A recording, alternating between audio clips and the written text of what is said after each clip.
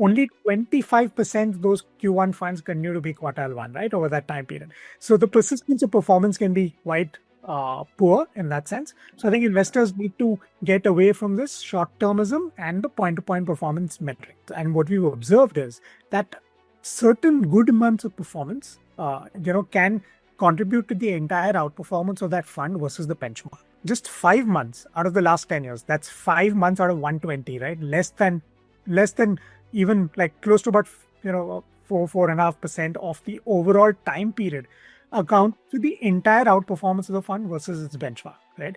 So that becomes very important, that if you're not invested in that fund in those good 5 months, you would not even beat the benchmark.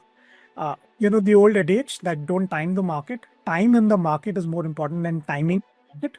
But the one thing that often gets forgotten is also what we call the style of investing. 2018, 19, early 20 was completely favoring quality and growth. So high growth companies were getting, kind of re-rated, excellent multiple. And those are the stocks that are going up. At the same time, value stocks were being beaten down. No one really wanted to look at it, right?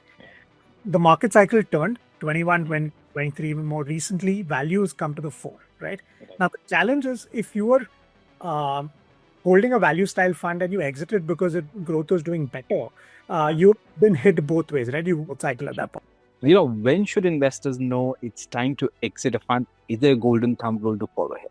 So I think the first thing that I would say, it's probably a sweeping comment, but I think very valid, that it should be hard for a fund to get into your portfolio, right? It should be even harder for that fund to exit your portfolio.